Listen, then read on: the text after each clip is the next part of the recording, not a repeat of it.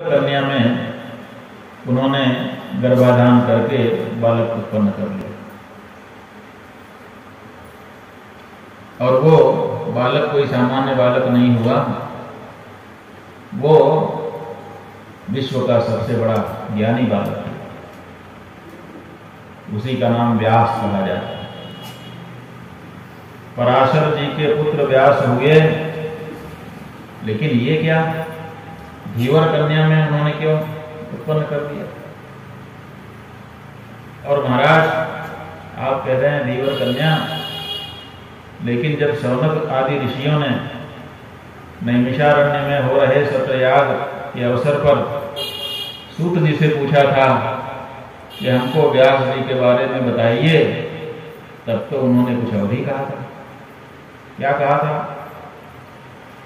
उन्होंने कहा द्वापरे समनुप्राप्ते तृतीय युग पर्यये जातः पराशरादि योगी वासव्याम कलया हरे है। द्वापर युग जब आ गया, जो कि इस युग का तीसरा युग है, 4 युगों में से तीसरे क्रम पर, उस द्वापर युग में जातः पराशरादि योगी, पराशर जी से एक योगी उत्पन्न हुआ। कहा उसकी मां का नाम का वासव्याम कलया हरे है। भगवान श्री विष्णु की कला से वासवी में पराशर जी का वो पुत्र उत्पन्न हुआ। तो अब यहां पर तो सूत जी कह रहे हैं कि वो वासवी थी। वासवी माने वसु की पुत्री, जो वसु की पुत्री है वो वासवी। और कहाँ अभी सुन रहे थे कि धीवर की कन्या, तो इसमें से सच क्या है? वो धीवर कन्या थी कि वसु पुत्री थी? ये प्रश्न उत्पन्न हो। तो बताया कि वो धीवर कन्या भी थी, वसु पुत्री भी थी। दोनों कैसे हो सकता? दोनों ऐसे हो गया कि वसु की तो पुत्री थी और धीवर ने उसको पाला था, तो पालक पुत्री थी, पालिता पुत्री। मनुस्मृति में 12 प्रकार के पुत्र या पुत्री बताए गए हैं। उनमें से जो औरस है, माने अपनी जाति की परिणीता भार्या में जिस पुत्र या पुत्री को उत्पन्न किया जाता है, वो औरस पुत्र और पुत्री कहलाते हैं। लेकिन इसके अतिरिक्त 11 तरह के और पुत्र पुत्री होते हैं। उनमें से एक वो है कि जन्म देते ही जिसके माता पिता उसका परित्याग कर दें और फिर कोई तीसरा ही उसको पाल ले, तो जो पालता है वो पालक पिता कहलाता है। इसी आधार पर वो भी पिता माना जाता है। जैसे कर्ण के साथ हुआ, जैसे कृष्ण के साथ हुआ। माता पिता तो थे उनके, लेकिन उन्होंने परित्याग कर दिया था, और परित्याग कर देने के कारण उनके यहाँ कोई उत्सव नहीं हुआ और नंद के यहाँ उत्सव हो गया। नंद ने जाना कि मेरा पुत्र हुआ है, तो उन्होंने उत्सव मनाया। वसुदेव देवकी ने भी जाना कि हमें पुत्र हुआ है, लेकिन उनके पास उत्सव मनाने का अवसर ही नहीं था। उनके पास तो बेटे की जान बचाने के लिए चिंता थी कि कैसे बेटे की जान बचे। बाद में देखा जाएगा, उत्सव वगैरह तो बाद में किया जाएगा।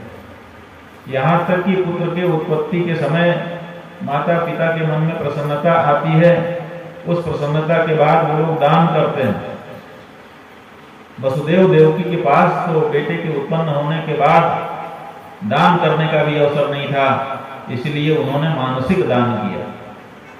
और आपको श्रीमद् भागवत की कथा में सुनाया गया कि जब कंस मार दिया गया भगवान श्री कृष्ण के द्वारा, तब वसुदेव देवकी जी के पास जब भगवान श्री कृष्ण गए, तब उन्होंने गौदान का संकल्प जो उस समय उनके जन्म के समय किया था, तब जाकर के गौदान और दूसरा दान सब किया।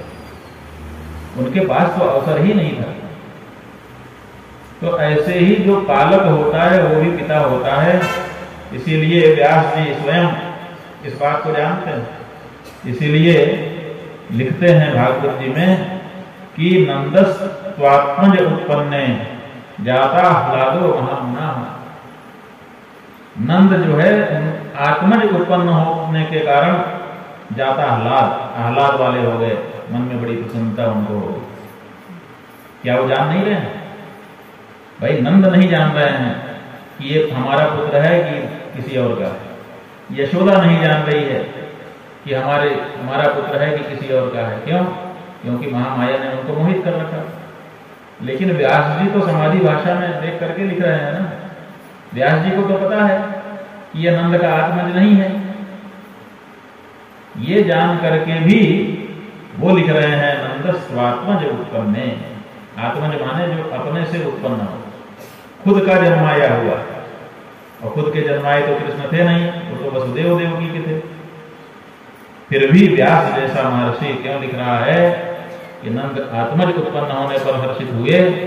क्योंकि आत्मज आत्मा अभिजायते पुत्रः, जो अपना औरस पुत्र है उसके लिए आत्मज शब्द यद्यपि कहा जाता है, लेकिन यहाँ पर आत्मा ही उत्पन्न हो गई है, ऐसा उनको भाव आया कि मैं ही बालक के रूप में आ गया हूं। ऐसा सोच करके वो आह्लादवान हो रहे हैं। इस अर्थ में इसकी व्याख्या करनी पड़ेगी। तो ये जो धीवर है ये पालक पिता है, इसलिए धीवर कन्या भी कहने में कोई हर्ज नहीं है। लेकिन असल में वो धीवर की कन्या नहीं है, वह है वासवी, वसुपुत्री। देवी भागवत जी में ये कथा आई। वहां पर बताया है कि ये जिसको आप धीवर कन्या कह रहे हैं, सत्यवती जिसका नाम बाद में सुना जाता है, जिसको पहले केवल मत्स्यगंधा कह करके जाना जाता है, गंधवती कह करके जिसको जाना जाता था, बाद में वो योजन गंधा बन गई। पराशर जी के संस्पर्श से उसके शरीर की गंध समाप्त हो गई और फिर सत्यवती के रूप में उसका पाणी ग्रहण शंतनु राजा ने किया। ये कथा महाभारत में भी मिलती है। तो ये जो वासवी है ये वसुपुत्री है, ये धीवर की कन्या नहीं है। इसका जो मामा पक्ष है वो देवता है, क्योंकि ये अद्रिका नाम की अप्सरा की पुत्री है। और इसका जो पितृपक्ष है वो भी पृथ्वी के देवता जो वसु होते हैं। ऋग्वेद में कहा गया है कि वसु जो है वो पृथ्वी के देवता हैं।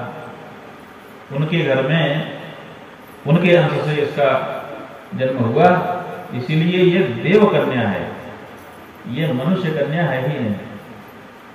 उस मनुष्य कन्या जो नहीं है, देव कन्या है, उसमें पराशर जी ने व्यास जी को उत्पन्न किया है। इसलिए धीवर कन्या कह देना ये कठिन है, जानकार नहीं कह सकता है, बाकी तो कोई भी कुछ भी कहता है। च्यवन ऋषि का नाम आप लोगों ने सुना है।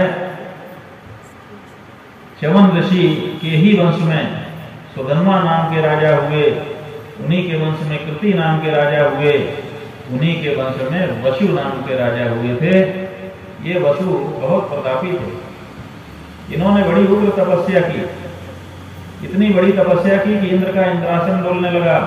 इंद्र को लगा कि अगर इनकी तपस्या को समाप्त नहीं कराया गया तो अगले इंद्र यही हो जाएंगे। जब ये इंद्र हो जाएंगे तो हमको पद से उतार दिया जाएगा। तो इंद्र घबराए, आकर के वसु के चरणों में गिर गए।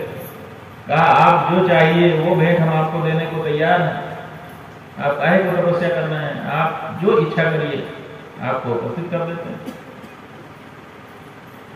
कहा भाई आप कोई ऐसी चीज दो जिससे हमारी पहचान ही अलग हो जाए। तो उन्होंने बाकी सबको दिया ही, एक स्फटिक मणि का निर्मित विमान उनको दे दिया। और स्फटिक मणि के द्वारा निर्मित विमान के अंदर ये वसु बैठ करके विमान से घुमा करते थे। ये इनका शौक हो गया। और उस विमान में बैठ करके जो घूमते थे, ऊपर चलते थे, इसीलिए इनका नाम हो गया ऊपरीचर। ऊपरी माने ऊपर और चर माने चलने वाला। जो ऊपर चलता हो उसका नाम ऊपरीचर। तो उपरिचर नाम के जो वसु थे वो बड़े प्रतापी भी थे। एक बार ये अपने विमान में चढ़ करके चले जा रहे थे, इतने में एक शुक्तिमती नाम की नदी थी। वो शुक्तिमती नाम की नदी नैसर्गिक रूप से बह रही थी। नदी जो है वो बहती हुई अच्छी लगती है, प्रवाह उसमें अगर न हो तो नदी कहाँ, उसका तो स्वरूप ही समाप्त हो जाएगा। तो नदी को बांधना नहीं चाहिए। ऋग्वेद में, यजुर्वेद में और दूसरे वेदों में भी, पुराणों में भी कई आख्यान ऐसे आए हैं जहां पर नदी की धारा को बांधने का निषेध किया गया है कि नदी की धारा को बांधना नहीं चाहिए। बांधने से तरह तरह की समस्याएं होती हैं। इनको नैसर्गिक रूप से बहने देना चाहिए। रजसा शुद्धते नारी नदी वेगे न शुद्धति। ये कहा गया है कि कौन कौन सी चीज किस चीज से शुद्ध होती है। तो बताया है कि रजो धर्म हो जाने से नारी शुद्ध हो जाती है, और प्रवाह अगर बना रहे तो नदी अपने आप को शोधित करके शुद्ध हो जाती है। नदी के पानी में कोई गंदगी मिल भी जाए तो वो धीरे धीरे थोड़ी दूर आगे जाकर के पानी शुद्ध हो जाएगा, क्योंकि वो जो कचरा आप डालेंगे उस कचरे को वो बार बार चला करके तोड़ देगी, और तोड़ करके उसके परमाणुओं को विघटित करके वो शुद्ध हो जाएगी। गंगा नदी में वैज्ञानिक लोग बताते हैं कि 24 किलोमीटर के अंदर अपने आप को शुद्ध कर लेने की क्षमता है। यहां पर कचरा डाल दीजिए, जैसे कहीं नाला मिला हुआ है, तो नाला मिला जहां वहां तो गंगा जी में गंदगी मिल जाएगी, लेकिन 24 किलोमीटर के बाद अगर उसी पानी का परीक्षण पुनः किया जाए तो गंगा परम शुद्ध फिर से दिखाई देती है। इसका मतलब 24 किलोमीटर में अपने आप को शुद्ध कर लेती है। तो नदी जो है वो वेग से शुद्ध होती है, इसलिए नदी को शुद्ध रखने के लिए उसके अंदर वेग को बहने देना चाहिए, उसके वेग को नहीं रोकना चाहिए। ये कहा गया है आयुर्वेद शास्त्र में, न वेगान धारे धीमान। जो भी वेग हैं उनको धीमान बुद्धिमान व्यक्ति को धारण नहीं करना चाहिए, रोकना नहीं चाहिए। अपने शरीर में भी वेग है, मल का वेग आता है, मूत्र का वेग आता है, खांसी आती है, छींक आती है। ये सब जब आए तो इनको रोकना नहीं चाहिए, रोकने से और ज्यादा समस्या उत्पन्न हो जाती है। वेग को नहीं रोकना चाहिए। तो वो जो नदी थी शुक्तिमती, उसको ये कोलाहल नाम का पर्वत था वो रोकने जा रहा था। पहले ऊंचा था और फिर वो गिर गया, गिर करके वो नदी को रोक रहा था, नदी का प्रवाह रोक रहा था। लोग कह रहे थे कि ये पहाड़ नदी से प्रेम करता है, इसीलिए आकर के दोनों का मिलन हो रहा है। लेकिन उपरिचर वसु अपने विमान में बैठ करके ऊपर घूम रहे थे और उन्होंने देखा कि नदी का प्रवाह बाधित हो रहा है। ये तो बहुत गलत है, ये प्रकृति के नियमों के विरुद्ध है। जा करके 1 लाख उन्होंने जो कोलाहल नाम के पर्वत में मारी तो वहां बड़ा छेद हो गया, माने उतनी जगह की मिट्टी हट गई तो नदी फिर से प्रवाह में बहने लग गई। ये काम जब उन्होंने किया उपरिचर वसु ने, तो शुक्तिमती नाम की जो नदी थी वो प्रसन्न हो गई। उसने कहा मेरे पास कुछ है नहीं, ये मेरे 2 बच्चे हैं, इन्हीं को मैं आपको भेंट दे रही हूं, ले जाइए। तो शुक्तिमती नाम की नदी ने 2 बच्चे उपरिचर नाम के वसु को दे दिए। उपरिचर वसु उन दोनों बच्चों को घर में ले आए। एक को तो उन्होंने सेनापति बना दिया, जो पुत्र था, और जो पुत्री थी उसको अपनी रानी बना दिया, विवाह कर लिया उससे, उसका नाम गिरिका हो गया। तो उपरिचर वसु की गिरिका नाम की पत्नी थी और दोनों बड़े प्रेम से रह रहे, बड़ा सामंजस्य था दोनों में। एक दिन की बात है कि अभी अभी गिरिका ने ऋतु स्नान किया। शास्त्र में यह नियम है कि जब पत्नी ऋतुमती हो और ऋतुकाल के बाद जब वो स्नान करे तो स्नान करने के बाद पति को देखना चाहिए। पति का साथ उस समय उसको आवश्यक है, ऐसा शास्त्र कहते हैं। और जो पति उस समय उसके सामने उपस्थित नहीं होता है उसको दोष भी लगता है, ये भी शास्त्र में बताया गया है। इसीलिए ऋतु स्नाता जो पत्नी है उसके सामने पति को जाना ही चाहिए, शास्त्र नियम भी है। और इन दोनों के मध्य में प्रेम भी था। तो ऋतु स्नान करने के बाद गिरिका ने आमंत्रण किया तो उपरिचर वसु उनके पास जाने के लिए तैयार हुए कि अब हम पत्नी के पास जाते हैं, समागम होगा हमारा। जब वो जा रहे थे, अब उनके मन में इसी तरह की भावना हो गई कि हम अपनी प्रिय पत्नी से मिलेंगे। उनके मन का वातावरण ऐसा हो गया, प्रेम का हो गया और चल पड़े। उसी समय पितरों का आदेश आ गया। पितरों का आदेश आ गया कि जंगल में चले जाओ, वहां पर हिंसक पशु लोगों को परेशान कर रहे हैं, उनसे उनकी रक्षा करो। तो उपरिचर वसु ने सोचा कि अब हम क्या करें, जंगल में चले जाएं कि जहां के लिए निकले हैं वहां जाएं। मन इधर खींच रहा है और बुद्धि इधर खींच रही है, भाई पितरों की आज्ञा है। बड़ा धर्म संकट उनके सामने हो गए। हमारे आपके सामने भी ये धर्म संकट बार बार आता है। हम अपने मन का करने जा रहे होते हैं, उसी समय हमारा कोई आदरणीय हमको कोई दूसरा आदेश कर देता है और उसी समय हमारे सामने धर्म संकट हो जाए, क्या करें। तो आप में से बहुत से लोग मन की मान लेते हैं और बहुत से लोग मन को पीछे कर देते हैं कि पीछे हट, अभी तेरा अवसर नहीं है, अभी तेरे पूजनीय लोग खड़े हैं, उनकी बात मान। तो उपरिचर वसु जो थे वो उन्होंने भी अपने मन को पीछे धकेल दिया और पितरों का आदेश मान करके वो जंगल में चले गए और वहां पर जो हिंसक पशु थे उनको भगाने लगे। लेकिन मन तो मन है, मन पत्नी में लगा हुआ, शरीर वहां चला गया। बड़ी कठिन परिस्थिति हुई। ऐसे समय में कहते हैं कि पत्नी का बार बार स्मरण करने के कारण शरीर में उत्तेजना हुई और उनका वीर्य स्खलित हो गया। अब राजा के सामने दूसरा धर्म संकट आ गया कि ये जो शरीर की धातु है, ये सबसे अंतिम धातु है शुक्र। पहले जब हम अन्न खाते हैं तो उसका रस बनता है, रस से फिर रक्त बनता है, रक्त से फिर मज्जा, मांस, अस्थि, सब के बाद तब शुक्र बनता है।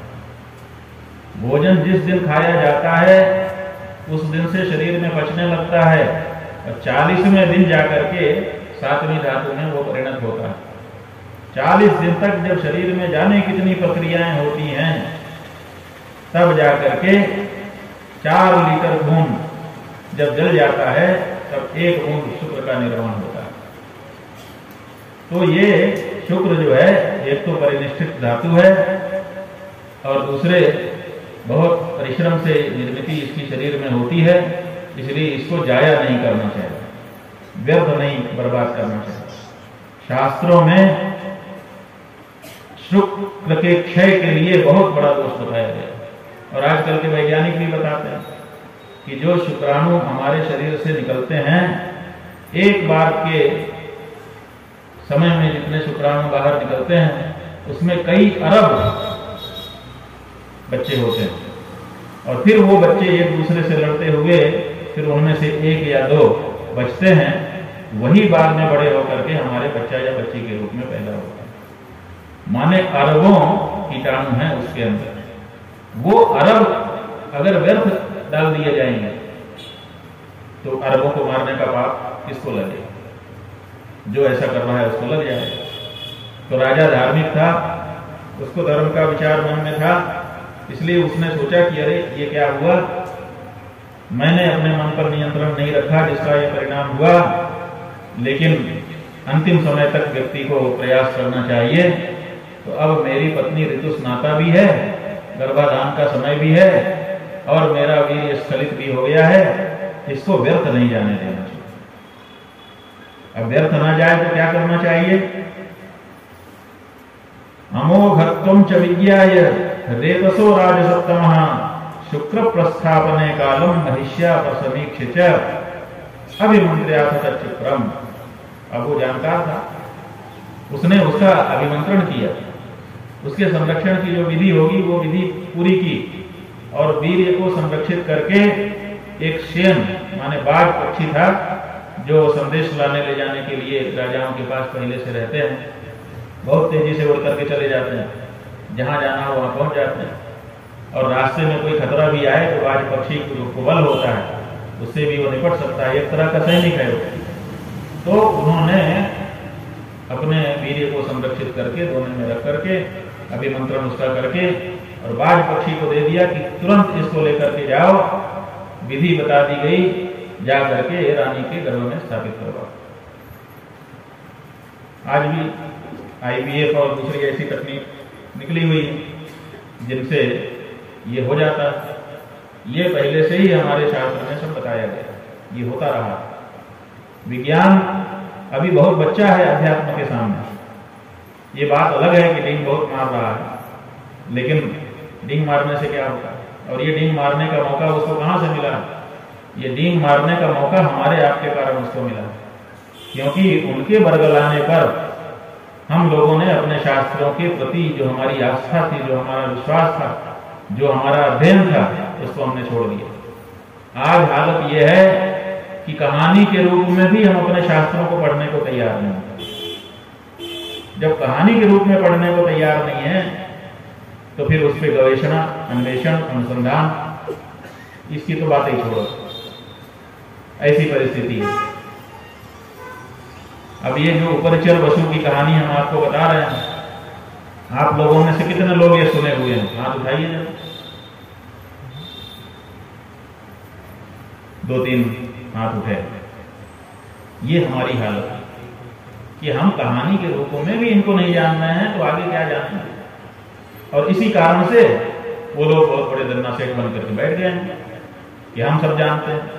आप नहीं जानते हो, जानते हमारे पूर्वज थे और उन्होंने सब जरूरत पड़ने पर सब व्यवहार किया है और उसको किसी न किसी रूप में लिपिबद्ध करके हमको भी बताया है। लेकिन हमारा ही हाल ऐसा है कि हमारे पास कबीरा या संसार में सबकी गठरी लाल, गांठ खोल जाने नहीं ताते थे। हमारे पास लाल तो है, लेकिन हम जिस गठरी में रखा है उसकी गांठ खोलना नहीं जानते, और इसीलिए कंगाल होकर के वही गठरी लाते हैं, लाल वाली, माने माणिक के जिसमें भरा है, उसी गठरी को लाद करके द्वार द्वार पे हाथ फैला के भीख मांग रहे हैं कि भैया थोड़ा धान दे दो, थोड़ा चावल दे दो, थोड़ा गेहूं दे दो। ये हालत हमारी है।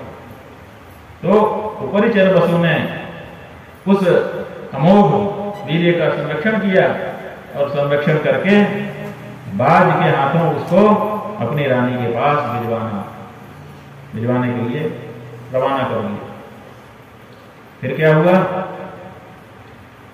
रास्ते में जब वो दोना लटका करके चोंच में चला जा रहा था तो एक दूसरे बाज ने उसको देख लिया और उसने सोचा कि ये मांस का लोथड़ा लेकर के जा रहा है तो मैं इससे लड़ करके छीन लूं, छीनने से मुझे मिल जाएगा तो मेरा पेट भर जाएगा। तो दोनों की लड़ाई हो गई और वो जो लड़ाई हुई वो यमुना जी के धारा के ऊपर हुई। परिणाम ये हुआ कि जैसे लड़ाई शुरू हुई, 2-4 पैंतरे हुए, तो जो बाज उस दोनों को लेकर के जा रहा था उसके चोंच से वो दोना छटक गया और छटक करके यमुना जी के जल में गिरा। दोनों बाज अब निराश हो गए कि पानी में गिर गया। वही बात हो गई कि केशवं पतितं दृष्ट्वा पांडवा हर्ष विस्मिताः रोदन्ति कौरवा सर्वे हा हा केशव केशव। पानी में शव को गिरा हुआ देख करके पांडव तो हर्षित हो गए और कौरव दुखी हो गए, हा हा केशव केशव कहने लगे। तो केशव अगर पानी में गिर जाए तो पांडव खुशी होंगे और कौरव दुखी होंगे कि उल्टा होगा? कौरव सुखी होंगे, पांडव दुखी होंगे। असल में यहाँ कौरव का मतलब कौवा है और पांडव का मतलब बगला है और केशव का मतलब के जले शवम, पानी में गिरे हुए शव को देख करके बगुले खुश हो गए कि अब हमको भोजन हमारे घर में आ गया, और कौवे बेचारे दुखी हो गए कि पानी में हम कहाँ जाके कैसे खाएंगे। तो दोनों बाज निराश हो गए और दोनों अपनी अपनी दिशा में चले गए। इधर क्या हुआ कि वो जो दोना गिरा उसको एक मछली ने खा लिया और वो मछली कोई सामान्य नहीं थी, वो अद्रिका नाम की अप्सरा थी। आपके मन में आएगा कि अप्सरा मछली कैसे हो गई? तो वो भी बताया गया है। तत्राद्रिकेति विख्याता ब्रह्म शापाद्वराप्सरा मीन भावनं प्राप्ता बभूव यमुनाचरी। ब्राह्मण के शाप से, कहीं कहीं कहा गया है ब्रह्मा जी के शाप से, वो अद्रिका नाम की अप्सरा मछली बन करके यमुना जी के पानी में घूम रही थी। दो कथा मिलती है अलग अलग। एक मिलती है कि ब्रह्मा जी ने जब अप्सराओं को बुलाया तो सब अप्सराएं आ गई, अद्रिका नहीं आई। तो कहा भाई अद्रिका कहाँ है? तो लोगों ने बताया कि उसको पानी में नहाने का, तैरने का बड़ा शौक है, तो वो बार बार नहाने चली जाती है साथ नदी में। तो नहाने गई है तो कहा जाओ उसको बोल दो कि वो मछली ही हो जाए। मछली हो जाएगी तो हरदम पानी में ही रहेगी, तो उसका जो शौक है वो पूरा हो जाएगा। ये ब्रह्मा जी ने शाप दे दिया। जब किसी को मौके पे बुलाया जाता है, अपने अनुचर को मौके पे ना आए तो जो उसका साहब है उसको गुस्सा आ ही जाता है। तो क्रोध में ब्रह्मा जी ने कहा कि जाओ अपना शौक पूरा करो, मछली ही हो जाओ ताकि पानी में ही रहो। तो वो मछली हो गई। जब उसको बताया गया कि ब्रह्मा जी ने शाप दिया तो दौड़ के आई, चरणों में गिरी, कहा महाराज ये शाप कब तक के लिए है? मछली हो जाऊं तो क्या अनंत काल तक मछली ही रहूंगी? कोई तो उद्धार का उपाय बता दीजिए। कहा जाओ। अभी गुस्सा कम नहीं हुआ था ब्रह्मा जी, इसीलिए उन्होंने और कठिन कर दिया। अगर मछली ही रहती तो मछली की उम्र कितनी, जितनी उम्र होती उतने के बाद तो फिर वापस होती। अब उन्होंने कहा जाओ, जब तुम मनुष्य का बच्चा पैदा करोगी मछली के शरीर से, तब तुम्हारा उद्धार होगा। अब मछली के शरीर से मनुष्य जैसे बालक उत्पन्न हो। कहा महाराज ये क्या कह रहे हैं? मछली के गर्भ से मछली उत्पन्न हो सकती है, आप कह रहे हैं मछली के गर्भ से मनुष्य बालक?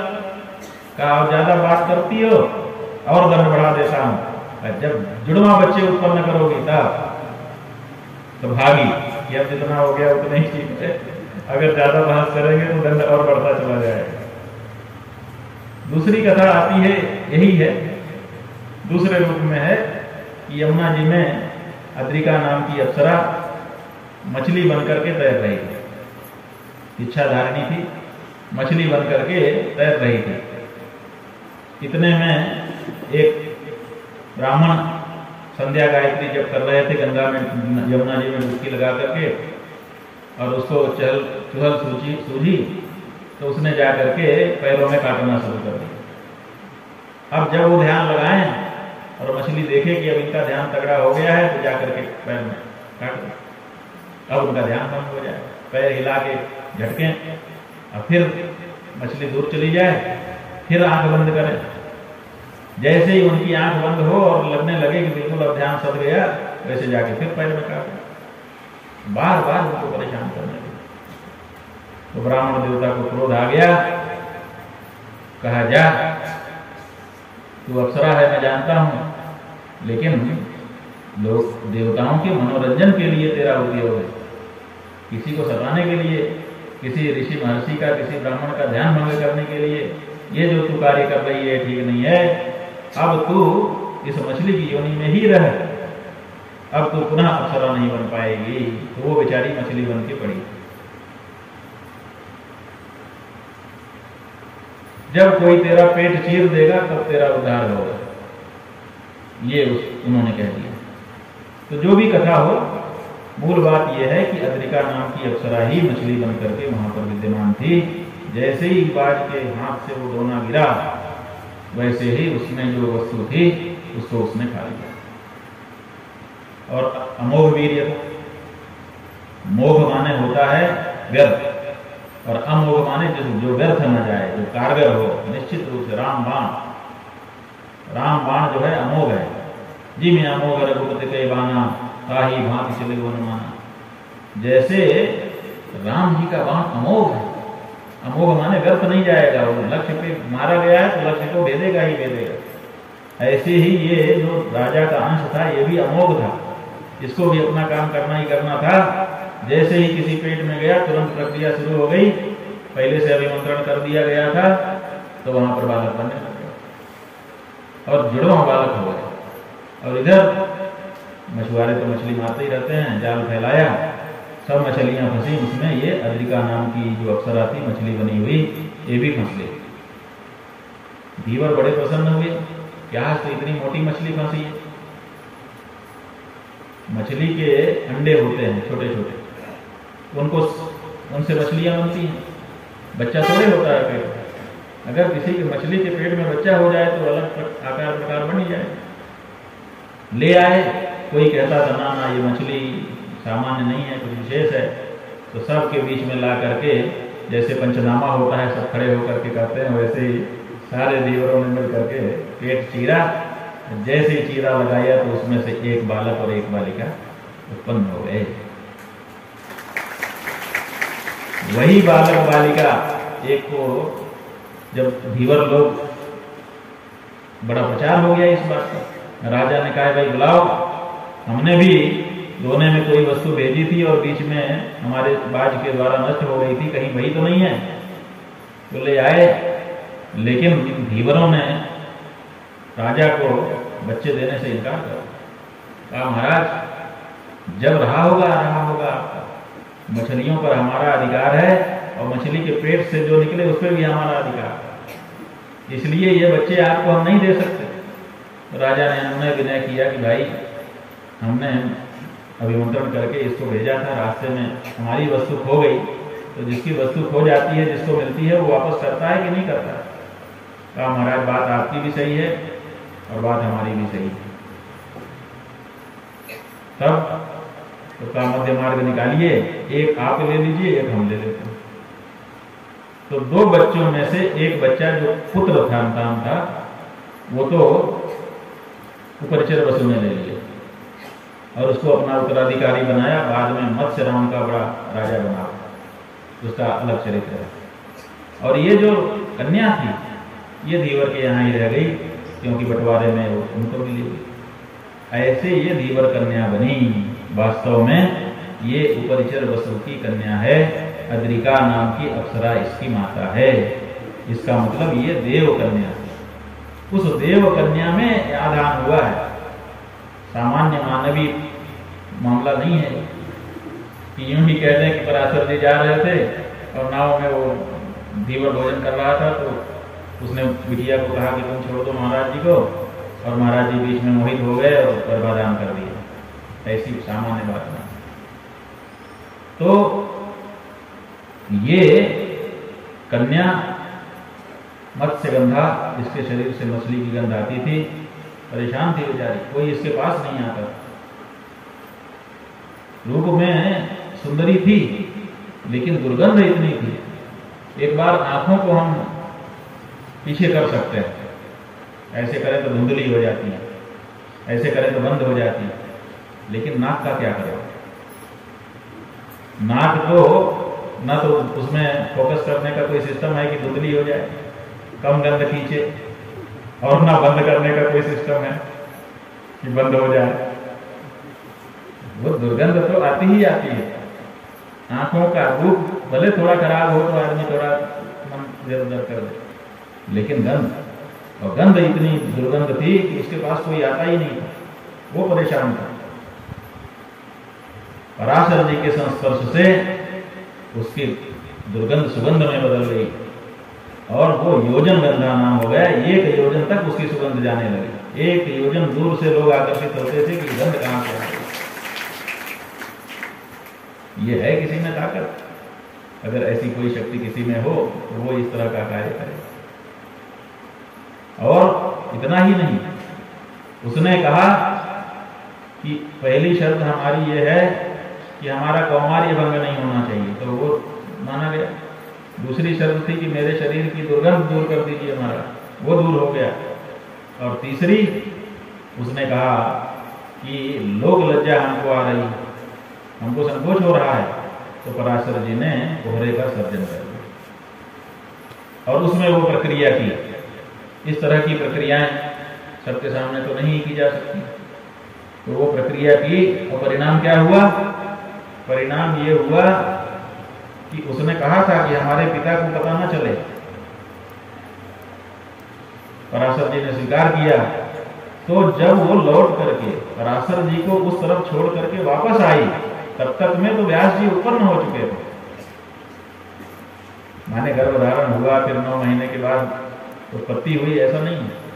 और उत्पन्न ही नहीं हुए, उत्पन्न होते ही पराशर जी ने, व्यास जी ने माता को प्रणाम किया। मां, आप हमारी माता हैं, अभी आप हमको अपने पास नहीं रखना चाहती हैं, क्योंकि आपको भय है कि कुमारी अवस्था में आपको बालक कैसे हो गया, इसलिए हमको वापस नहीं ले चलना चाहती। ठीक है, हमारे ये पिता ये भी विरक्त हैं, ये भी हमको लेकर नहीं जाना चाहते हैं, कोई बात नहीं है, हम जा रहे हैं, तपस्या करेंगे। और मां, जात मात्रस्तु तेजस्वी, उत्पन्न होते ही इतने बड़े थे और इतने तेजस्वी थे कि अपनी बात कह पा रहे। उन्होंने कहा कि मातर यदा भवेत कार्यम स्मर्तव्योहम तदा, जब आपको कोई आवश्यकता हमारी लगे तो आप केवल मेरा स्मरण करना, मैं जहां रहूंगा वहीं से जान जाऊंगा कि मां मेरा स्मरण कर रही है, और मैं आपके पास आ जाऊंगा और आपके आदेश का पालन करूंगा। पुत्रों का काम है, पुत्रियों का काम है कि वो माता पिता के दिए गए आदेश का पालन करें।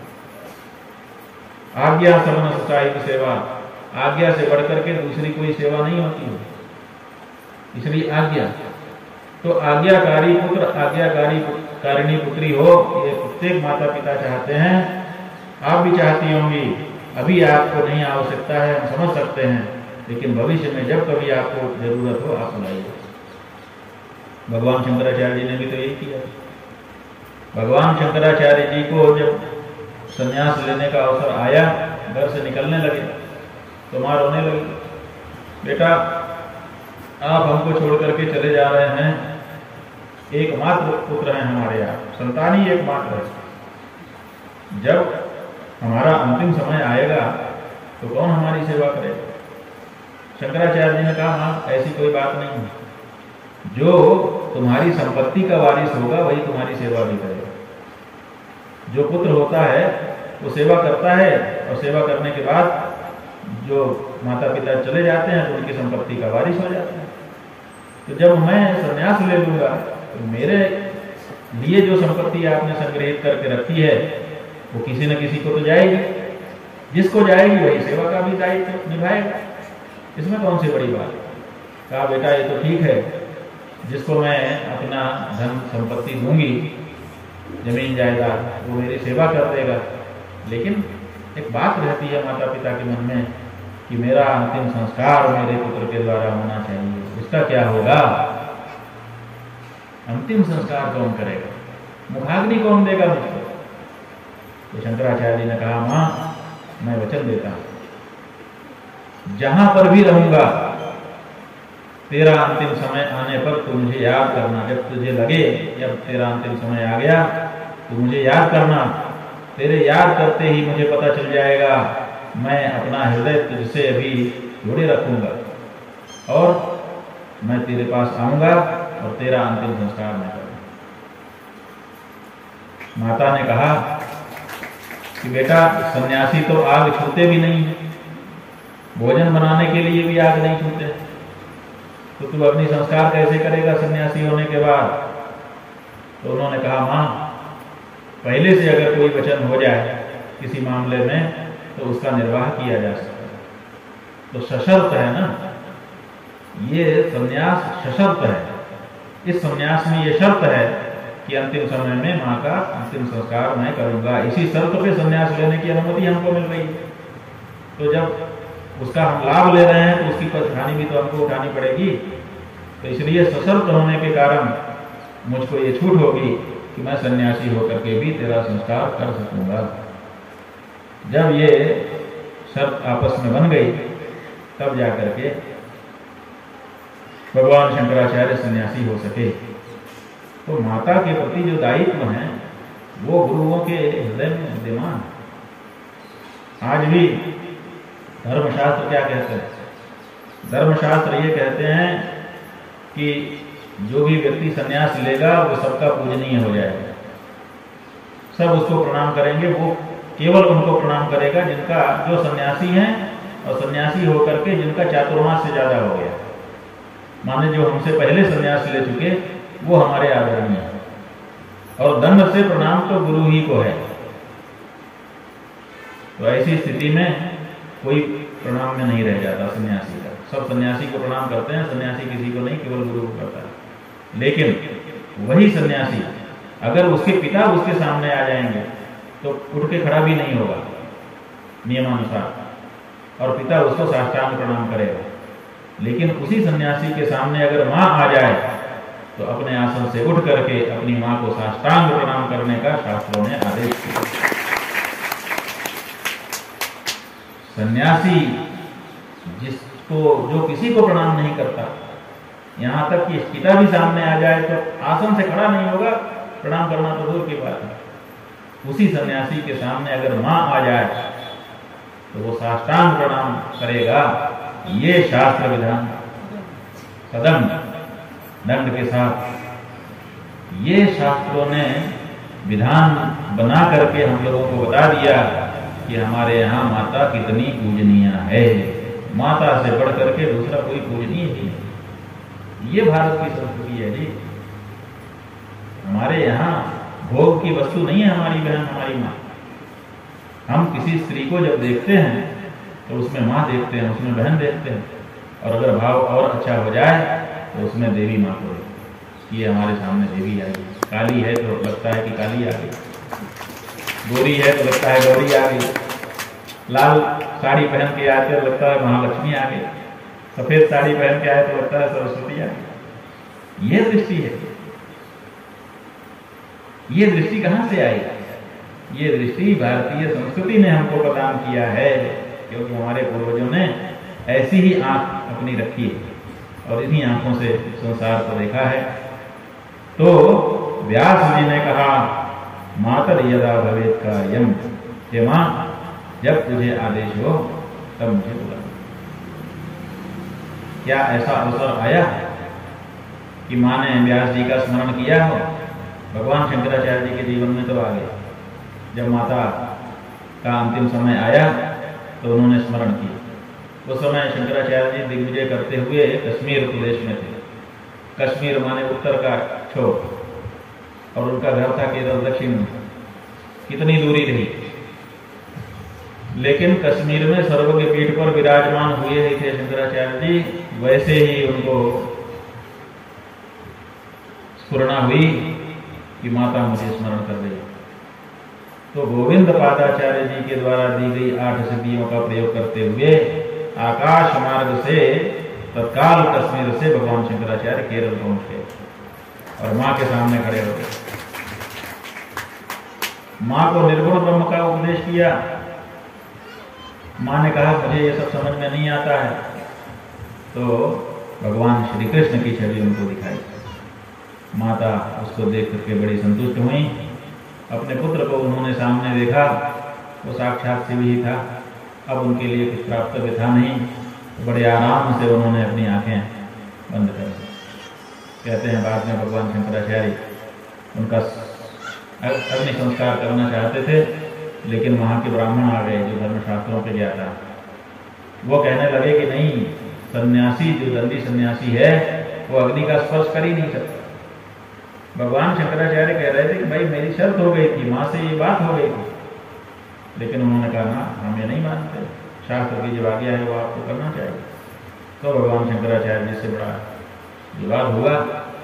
पंडित लोग नहीं माने, उन्होंने बहिष्कार कर दिया। कहा कि अगर तुम संस्कार करोगे तो हम तुम्हारी माँ के अंतिम संस्कार में सम्मिलित नहीं होंगे। माने समाज का दबाव आ गया भगवान शंकराचार्य के ऊपर। ऐसे समय में भगवान शंकराचार्य क्या करते? माँ को किसी और के हवाले कर सकते थे, लेकिन भगवान शंकराचार्य जी ने कहा कि समाज एक तरफ और मेरी माँ के द्वारा सामने दिया गया मेरा वचन एक तरफ, इसलिए मैं वचन का पालन करूंगा। और माँ को वचन जो दिया था कि तेरा संस्कार मैं करूंगा तो मैं ही करूंगा। निश्चय जब उन्होंने सुना दिया तो सारे जात भाई बिरादरी के लोग सब चले गए कि भाई अब हम शामिल नहीं होंगे, तुमको जो करना हो सकता है। तो शंकराचार्य जी अकेले हो गए। आप समझिए, इतने बड़े महापुरुष माँ के लिए आज अकेला खड़ा है, जिसके पीछे झुंड के झुंड लोग चल रहे थे, जो दिग्विजयी हो गया था, वो अपनी माँ के लिए आज अकेला अपने आंगन में खड़ा था। लेकिन उसने हिम्मत नहीं हारी, उसने मकान को ही तोड़ना शुरू कर दिया। मकान में लकड़ी लगी रहती है, धरन लगी है, खंभे लगे हैं, छाजन लगी है, तो उन्हें सबको तोड़ा और तोड़ करके वहीं पर सब इकट्ठा किया और घर के आंगन में ही माता का संस्कार संपन्न किया अकेले। और उनके मन में भी दुख हुआ। उस दुख को उन्होंने व्यक्त किया। माता का संस्कार हो जाने के बाद उन्होंने कहा कि जाओ, आज के बाद हमारी जात के जो लोग हैं उनको अपने आंगन में ही संस्कार करना पड़ेगा। तो और कोई सन्यासी इनके यहाँ भिक्षा नहीं स्वीकार करेगा। ये 2 शाप उन्होंने दे दिए। तब से जो नंबूदरी ब्राह्मण हैं, उनके यहाँ जब कोई मर जाता है तो घर के आंगन में, बाड़ी में ही उनका अग्नि संस्कार करते हैं वो लोग। ये परंपरा चली जा रही, ये शंकराचार्य जी के शाप का परिणाम। और यही नहीं, कोई भी दंडी सन्यासी उनके यहाँ भिक्षा भी नहीं करता। 2500 साल से ये चला आ रहा, लेकिन अब इसमें ढील हो गई। ढील कैसे हो गई? एक और परम कृपालु शंकराचार्य आ गए, और वो कोई दूसरे नहीं, आपके हमारे गुरु परम पूज्य शंकराचार्य जी महाराज हैं। द्विपीठाधीश्वर जगत गुरु शंकराचार्य जी महाराज जब द्विपीठाधीश्वर जगत गुरु शंकराचार्य जी महाराज केरल की यात्रा पर गए तो वहां पर नंबूदरी ब्राह्मण आए। इतनी संख्या में आए कि कह नहीं सकते। लगभग 1.5-2 ट्रक नारियल, जो एक नारियल लेके आप लोग आते हैं तो एक नारियल हाथ में लेके आते हैं, एक फूल और एक नारियल, ये देखो रखा है। जैसे आप लेके आते हैं, यही परंपरा है अपने यहाँ। तो वहां पर भी जो ब्राह्मण आया, एक नारियल हाथ में लेके आया। इतने नारियल चढ़े कि 2 ट्रक के करीब तो नारियल हो गए। इतने लोग इकट्ठा हुए और उन्होंने समवेत होकर के जगत गुरु जी महाराज से प्रार्थना की कि महाराज जी, बहुत दिन हो गया, ये शाप हमारे ऊपर है, कोई दंडी सन्यासी हमारे यहाँ भिक्षा तक स्वीकार नहीं करता है, और अपने मरे हुए का संस्कार हमको अपने घर के आंगन में ही करना पड़ता है। इस शाप से हमको मुक्त करिए। अभी तक बहुत से शंकराचार्यों के सामने हम लोग परंपरा से प्रार्थना करते चले आए हैं, कोई ये कृपा नहीं कर रहा है, आप कृपा करिए। तो महाराज श्री ने विचार किया और विचार करके कहा कि जाओ, आज से यह शाप तुम्हारा हम वापस करते हैं। भगवान शंकराचार्य जी के स्थान पर हम हैं, आज के शंकराचार्य हम हैं, तो उनकी जो बात है उसमें सुधार करने का हमको अधिकार है। आज से हम तुमको वापस करते हैं। अब आज के बाद तुम्हारी भिक्षा भी सन्यासी स्वीकार करेंगे और तुम स्मशान में ले जाकर के संस्कार कर सकोगे। तब जाकर के उनका ये शाप दूर हुआ। लेकिन यहाँ मौका लगा कि नहीं? कभी सत्यवती ने व्यास जी को बुलाया कि नहीं? तो यहाँ मौका लगा। सत्यवती ने भी व्यास जी को बुलाया। कैसे बुलाया? कि आप लोग जानते हैं कि जो हस्तिनापुर है, वहां की एक राजा थे, उनका नाम था प्रतीप। जो प्रतीप नाम के राजा थे, बड़े प्रतापी थे। एक दिन की बात है, वो गंगा जी के किनारे जाकर के एकांत में भ्रमण कर रहे। फिर उनका मन लग गया तो थोड़ा आसन लगा करके वहीं पर बैठ गए। उनका भी रूप सौंदर्य बहुत दिव्य था। कहते हैं कि गंगा जी उनके स्वरूप पर मोहित हो गए और गंगा जी प्रकट होकर के आई और आ करके, वो तो ध्यान में थे, पालथी मार करके ध्यान में बैठे हुए थे, उनकी दाहिनी जांघ पर बैठ गई। जैसे ही उनकी जांघ पर बैठी तो उनका ध्यान भंग हो गया राजा प्रतीप का। उन्होंने कहा, सुंदरी आप कौन हैं? उन्होंने कहा, हम गंगा हैं, आपसे हम विवाह करना चाहते हैं। तो राजा धर्मात्मा थे, उन्होंने कहा कि आप हमसे विवाह करना चाहती हैं, लेकिन आपका तरीका तो दूसरा हो गया। जिसको अर्धांगिनी बनना है वो बाईं जांघ पर बैठती है, बाएं आसन उसका होता है। जांघ मतलब बाईं, दाहिनी तरफ, बाईं तरफ।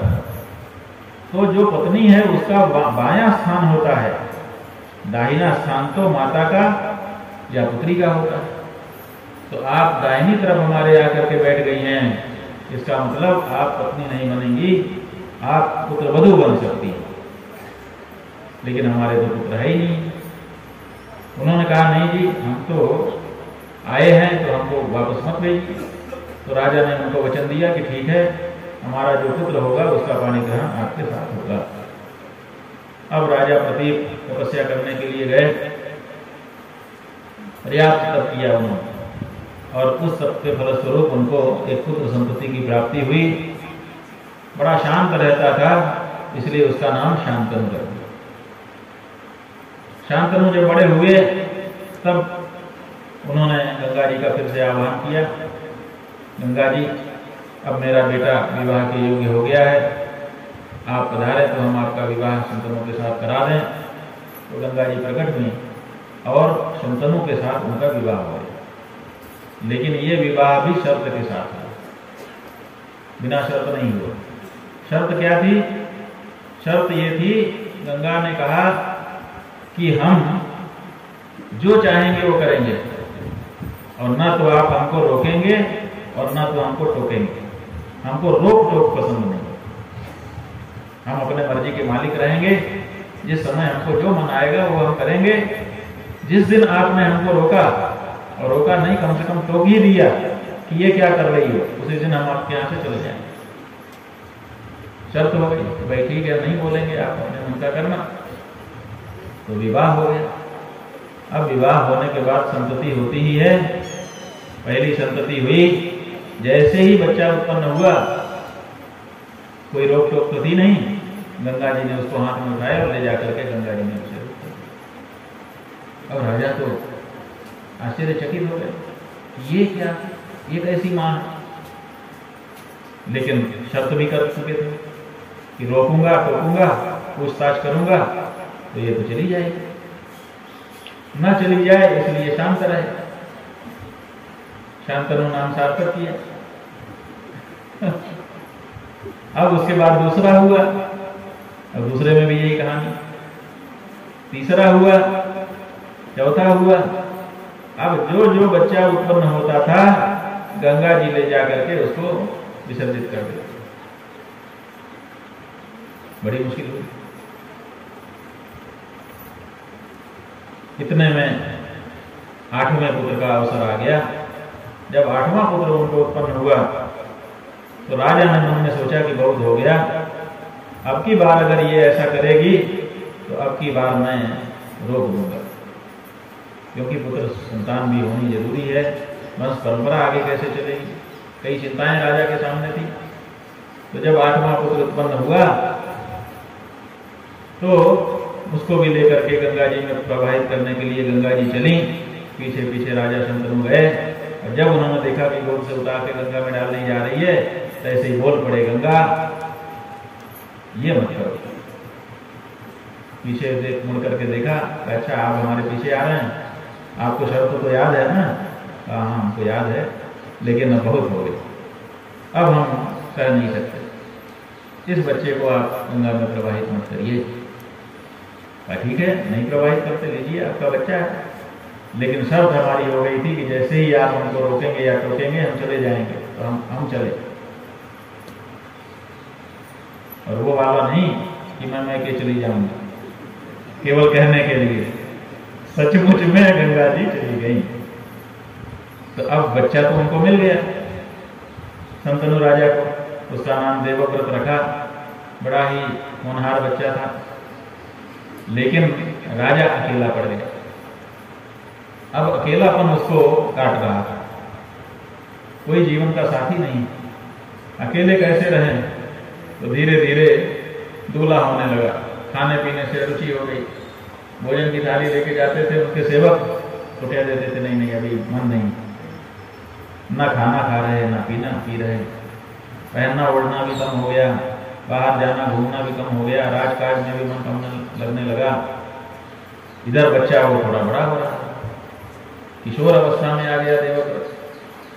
तो उसने देखा कि हमारे पिताजी सब भी रुचि नहीं ले रहे हैं, राजकाज में रुचि नहीं ले रहे हैं, शरीर भी दुर्बल उनका होता चला जा रहा है, मामला क्या है? तो कई लोगों से पूछा ताशा कि आखिर बात क्या है? तो लोगों ने बताया कि ये अकेलापन अनुभव कर रहे हैं। तुम्हारी जो माता थी, जब तक वो थी तब तक बहुत प्रसन्न रहते थे, उनके जाने के बाद से ही इनकी ये हालत हुई है, इसका मतलब इनको जीवन साथी की आवश्यकता है। तो उन्होंने देवव्रत में पिताजी को घुमाना शुरू किया कि कहीं इनका मन लगे। और इधर क्या हुआ कि ये जो सत्यवती नाम की कन्या थी वासवी, पराशर जी ने तो व्यास जी को उत्पन्न करके अपना रास्ता पकड़ लिया, फिर कभी लौट करके आए नहीं, क्योंकि उनको तो केवल पुत्र उत्पन्न करने से तात्पर्य था।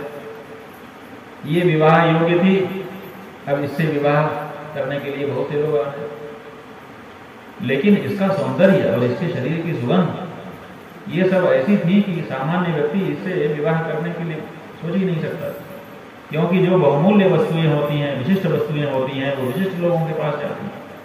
तो सब लोग ये कहने लगे कि ये तो राजा के योग्य है, ये सामान्य के लिए योग्य नहीं। तो राजा के पास भी खबर गई, तो राजा आए, उन्होंने कहा भाई हमारा भी जीवन एकाकी हो गया है, अगर ये कन्या हमें दे दी जाए तो हम इसके साथ विवाह करें, तो ये इसका विवाह भी हो जाएगा और हमारा एकाकीपन भी दूर हो जाएगा। लेकिन वो जो धीवर था उसने मना कर दिया, उसने कहा नहीं महाराज, हम आपके साथ इसका विवाह नहीं कर सकते। भाई क्यों नहीं कर सकते? कहा इसलिए नहीं कर सकते कि कन्या कहीं पर अगर विवाही जाए तो कन्या के पिता को ये देखना पड़ता है कि इसकी ससुराल में जाके स्थिति परिस्थिति क्या रहेगी, क्या ये केवल भोग की साधन मात्र बन करके रह जाएगी कि वहां पर इसका कुछ अस्तित्व भी बनेगा। तो महाराज ये रानी बनेगी कि नहीं बनेगी, क्योंकि आप धीवर कन्या कह करके हो सकता है इसको रानी ही ना घोषित करें। कहा नहीं, हम इसको रानी घोषित करेंगे। कहा अच्छा ठीक है, रानी घोषित करेंगे, लेकिन इसका जो बेटा होगा वो आपके बाद राजा बनेगा कि पहले से जो आपके घर में बेटा है वो राजा बनेगा? तो राजा ने कहा भाई हम तो उसको घोषित कर चुके हैं, बड़ा भी वही है, बड़ा बेटा ही राजा होता है और वो सब विधि योग्य है, देवव्रत में कोई कमी नहीं है, राजा बनेगा तो वही बनेगा। तो देवर ने कहा कि तब ठीक है, इसका मतलब है कि हमारी कन्या जाएगी, रानी बनकर रहेगी और थोड़े दिन में आपका शरीर छूट जाएगा, दुर्बल हो चुका है, उसके बाद आपका बेटा राजा बनेगा और इसकी उपेक्षा हो जाएगी। तो ये बुढ़ापे में फिर बेचारी बड़ा दुख सहेगी, इसलिए इसका संभावित दुख देख करके आपके साथ इसका विवाह करने में हमको हिचक है, इसलिए ये विवाह नहीं होता। राजा भी क्या कह सकते थे, बात तो सही कह रहा था। तो लौट आए, लौट के आए तो फिर और खाना पीना उनका छूट गया, एक संभावना बनी थी वो भी समाप्त हुई। देवव्रत ने पता लगाया कि पिताजी जब से लौट के आए हैं बिल्कुल खा पी नहीं रहे हैं, क्या बात है। तो पहुंच गए, जा करके कन्या के पिता धीवर से बात किया, उसने सब बात बताई। तो उन्होंने कहा कि आप बेहिचक विवाह करिए हमारे पिताश्री से अपनी बेटी का, हम ना तो राजा बनेंगे। कहा भाई आप नहीं राजा बनोगे, आपका बेटा जब होगा तब वो कहेगा कि असल में तो राज्य हमारा था, जैसे बाद में हुआ ना, धृतराष्ट्र बड़े पुत्र थे, अंधे होने के कारण उनको राजा ना बना करके पांडु को राजा बना दिया गया, और बाद में पांडु जब मर गए तो धृतराष्ट्र के बेटे दुर्योधन ने यही बात उठाई कि राज्य तो मेरे पिता का था, मेरे पिता में कमी दिखा करके ये राज्य हड़प लिया गया है, इसलिए राज्य पर मेरा अधिकार। हालांकि एक जो अधिकार होते हैं एक बार अगर वो खत्म हो जाए तो सदा सदा के लिए खत्म हो जाते हैं, लेकिन दुर्योधन ने यही तर्क उठाया कि बड़े बेटे का राज्य होता है, हमारे पिता बड़े थे, उन्हीं को राज्य मिलना चाहिए था। उनके साथ षड्यंत्र हुआ, उनको अंधा बना करके बता करके राज्य से बेदखल किया गया और पांडु को राजा बना दिया गया। तो राज्य तो हमारा था, जब हमारे पिता का था तो हमारा है, इसलिए इसमें पांडवों का क्या काम है, उनको राज्य नहीं मिल सकता। यही तर्क लेकर के दुर्योधन महाभारत के युद्ध तक गया कि राज्य हमारा है, हमारा ही अधिकार। तो भैया आप नहीं राज्य स्वीकार करोगे, आप सत्य प्रतिज्ञ हो, हम जानते हैं, लेकिन आपका बेटा अगर इसी बात को उठा करके लड़ जाएगा आगे चल के, तो हमारी बेटी सत्यवती के पुत्र राजा होंगे, तब तक आपका बेटा उनसे लड़ाई करेगा, तो हमारी बेटी का क्या होगा, उसके बेटों का क्या होगा, इसलिए हमें विवाह नहीं कर सकते। जब ये बात कही तो देवव्रत ने प्रतिज्ञा की कि मैं इसी समय गंगा जी का जल उठा करके प्रतिज्ञा करता हूं कि मैं विवाह ही नहीं करूंगा, आजीवन ब्रह्मचारी रहूंगा। क्यों? क्योंकि विवाह नहीं करूंगा तो बेटा ही नहीं होगा, बेटा नहीं होगा तो आपके सत्यवती के पुत्रों से लड़ेगा नहीं। कहा भाई ऐसी प्रतिज्ञा तो कभी किसी ने की नहीं, बहुत बड़ी प्रतिज्ञा, लेकिन हमको आपकी बात पर भरोसा है, अगर आप ये प्रतिज्ञा करते हैं तो हम अपनी कन्या का विवाह आपके पिता से कर सकते हैं, और फिर शंतनु और सत्यवती का विवाह हो।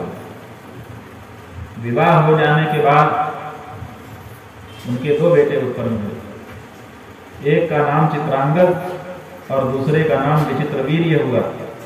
चित्रांगद बड़े थे, शंतनु राजा का शरीर जब पूरा हो गया उसके बाद माता सत्यवती ने अपने बड़े बेटे चित्रांगद को राजा बनाया, लेकिन वो एक दिन शिकार खेलने के लिए जंगल में गया, वहां पर गंधर्वों से उसका युद्ध हो गया और वो वहीं जंगल में ही मार दिया गया। उसका शरीर छूट जाने के बाद सत्यवती ने अपने छोटे बेटे को राजा बनाया, विचित्रवीर्य को। और इधर क्या हुआ कि विचित्रवीर्य विवाह के लायक हुआ तो योग्य कन्या खोजी जाने लगी। तभी पता चला कि काशीराज अपनी 3 कन्याओं का स्वयंवर एक साथ कर रहे हैं। तो भीष्म वहां पर पहुंच गए और तीनों कन्याओं का अपहरण करके ले आए, जबरदस्ती करके छीन के ले आए। वहां पर बहुत सारे राजा महाराजा स्वयंवर में आए हुए थे, काशीराज स्वयं राजा थे, सब ने मिलकर के भीष्म से लड़ाई की, लेकिन कोई जीत नहीं पाया। भीष्म बहुत ही पराक्रमी योद्धा थे, तो सबको परास्त करके तीनों कन्याओं को लेकर के वो आ गए और उन्होंने कहा कि विचित्रवीर्य से इनका विवाह कर देते हैं। विचित्रवीर्य से विवाह करने के लिए जब तीनों कन्याओं को सामने लाया गया तो जो सबसे बड़ी कन्या थी उसका नाम था अंबा, दूसरी थी अंबिका और तीसरी थी अंबालिका। जो अंबा थी उसने कहा कि मैं विचित्रवीर्य से विवाह करने की इच्छा नहीं रखती। बोले क्यों? बोले मैंने तो मन ही मन में शाल्व को अपना पति पहले से मान रखा है, और जो स्वयंवर हमारा होने वाला था उसमें शाल्व भी आए हुए थे। अगर आप बीच में ना आए हुए होते तो स्वयंवर में हम शाल्व का वर्ण कर लेते, तो शाल्व हमारे पति हो जाते। मन से हम उनको पहले से पति मान चुके थे, आपके कारण हम उनकी पत्नी नहीं बन सके। अब किसी और को हम पति मानने के लिए तैयार थे, इसलिए हम तो ये विवाह नहीं करेंगे। जो अंबिका और अंबालिका थी उन्होंने नियति को अपना लिया कि अब यहीं आ गए हैं, कहाँ जाएंगे, तो उन्होंने विवाह कर लिया विचित्रवीर्य से। वो जो अंबा थी, भीष्म ने रथ तैयार किया, रथ तैयार करके सैनिकों के साथ उसको शाल्व के यहाँ भेजा कि ठीक है, अगर तुमने मन में शाल्व को ही अपना पति मान लिया है तो तुम शाल्व के यहाँ चली जाओ। तो वो बेचारी शाल्व के यहाँ गई, लेकिन शाल्व ने कहा कि मैं ऐसी कन्या से विवाह नहीं करूंगा जिसका अपहरण हो चुका। भीष्म तुमको लेके गए, पता नहीं तुम्हारे साथ उन्होंने क्या किया, तुम पवित्र हो कि अपवित्र हो चुकी हो, मुझे क्या पता है। इसलिए स्वयंवर में हम तुमको स्वीकार कर सकते थे, लेकिन अब हम तुमको स्वीकार करने के लिए तैयार नहीं है। ऐसा कह करके उन्होंने ठुकरा दिया। तो वो फिर वापस आई, भीष्म के पास आई, कहा कि देखिए आपके कारण अपने होने वाले पति से हम वंचित हो गए, अब आप हमारे साथ विवाह करें। भीष्म ने कहा कि ये नहीं हो सकता, हमने वचन दे दिया कि हम विवाह नहीं करें। तो माता सत्यवती आ गई, उसने कहा बेटा वो अलग समय था जब तुमने वचन दिया था, उस समय हमारे पिता को शंका थी, लेकिन अब मेरे मन में कोई शंका नहीं है, तुम विवाह करो। लेकिन भीष्म ने स्वीकार कर दिया।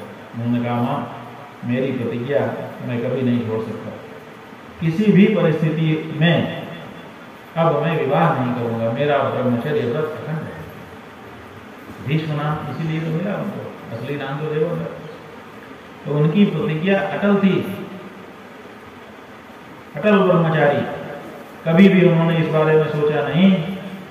इसीलिए मरते समय शंतनु ने उनको वरदान दिया था कि बेटा मैं तो मर रहा हूं, लेकिन तूने मेरे लिए जो किया है वो कोई बेटा दूसरा नहीं कर सकता, इसलिए मैं तुझे इच्छा मृत्यु का वरदान देता हूं।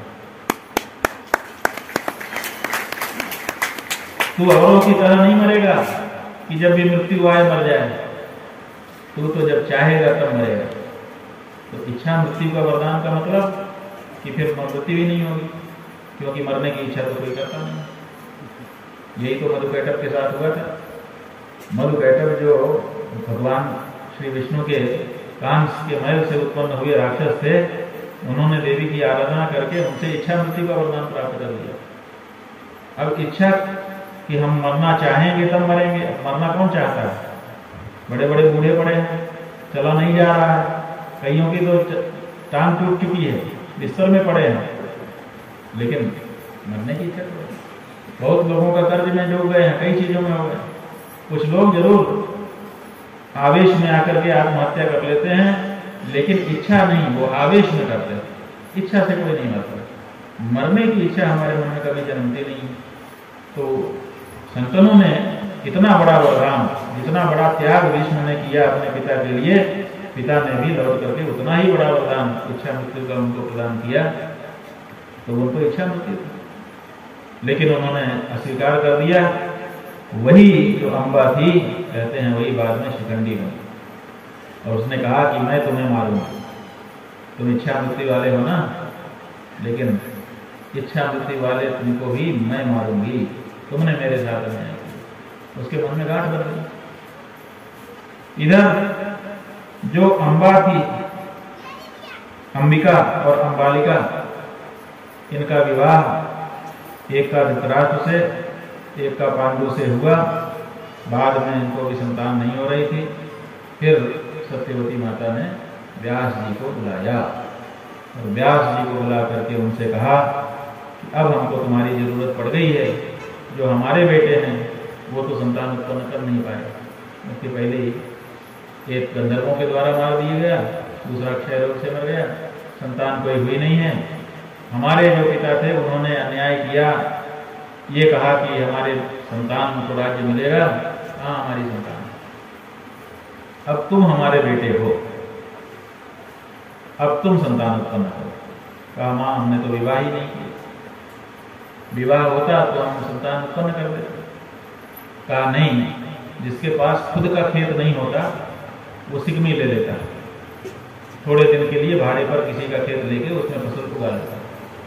तो इसलिए तुम्हारे पास अगर क्षेत्र नहीं है तो ये जो विचित्रगिरी की पत्नियां हैं, इन पत्नियों से तुम संतान उत्पन्न करो। तो व्यास जी ने नियोग पद्धति का सहारा लेकर के इनसे संतान उत्पन्न की। वही हमने अभी बताया आपको कि जो अंबिका है उससे धृतराष्ट्र उत्पन्न हुई व्यास जी के द्वारा गर्भाधान करने पर। बात क्या है कि व्यास जी बहुत स्वरूप नहीं है। सत्यवती के शरीर से जो दुर्गंध और उसकी कुरूपता निकाली गई थी वो वही तो व्यास जी बने। तो व्यास जी का जो स्वरूप है वो भी बहुत अच्छा नहीं है और उनके शरीर की गंध भी अच्छी नहीं है। तो लिखा है महाभारत में कि शरीर में घी लगा के तो सुगंध करके तो गए थे, लेकिन फिर भी दुर्गंध प्रभावित कर दी। और उनका स्वरूप भी तपस्वी का वेश था। राजा की रानी थी वो अंबिका अंबालिका, वो बेचारी इनके स्वरूप को देख करके ही डर गई। तो जो अंबिका थी उसने तो आंखें बंद कर ली। तो व्यास जी ने आकर के माता सत्यवती से कहा कि बच्चा तो पराक्रमी होगा लेकिन आंखें उसकी नहीं होंगी। कहा तो फिर ऐसा नहीं, दूसरी वाली जो है उसमें करो। तो दूसरी वाली के पास गए तो वो बेचारी भय से पीली पड़ गई। तो लौट करके उन्होंने बताया कि संतान तो होगी, पराक्रमी होगी, सदाचारी होगी, लेकिन पांडु रोग से ग्रस्त होगी।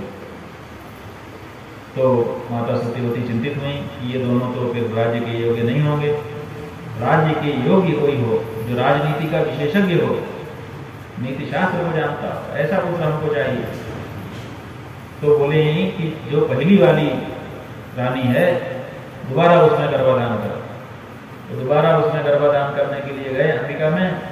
तो अंबिका ने सोचा कि फिर से अब वही कष्ट झेलना पड़ेगा, वो तैयार नहीं थी मन से। तो उसने अपनी जगह अपनी दासी को खड़ा कर दिया। व्यास जी तो कुछ जानते नहीं थे, उन्होंने जो सामने आया उसी में गर्भाधान कर दिया। वो दासी ने बड़ी सेवा उनकी की। तो व्यास जी लौट करके माता सत्यवती के सामने आए। उन्होंने कहा सब सही है, उन्होंने कहा सब सही है, बहुत सुंदर नीतिमान पुत्र होगा। बहुत खुश हो गई सत्यवती माता, लेकिन थोड़ी देर में ही उनकी खुशी आधी हो गई, क्योंकि पता चला कि अंबिका तो गई ही नहीं, उसने तो अपनी दासी को आगे बढ़ दिया। व्यास जी को बताया गया, व्यास जी ने कहा कोई बात नहीं, वो दासी पुत्र ही होगा, लेकिन वो नीति का बहुत बड़ा विद्वान होगा, वही विदुर हुए। तो अंबिका से धृतराष्ट्र, अंबालिका से पांडु और दासी से विदुर उत्पन्न हुए, और उन्हीं से फिर आगे का पूरा कथानक चला।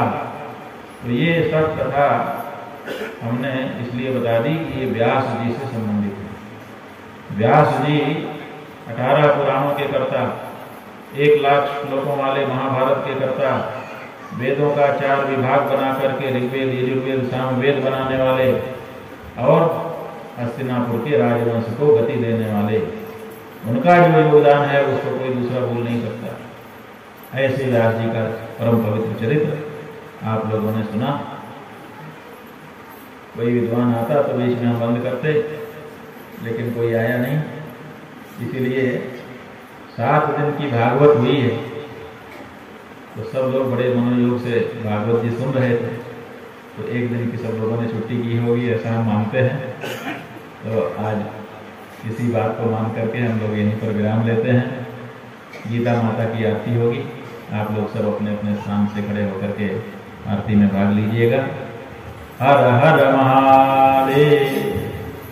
आरती का गान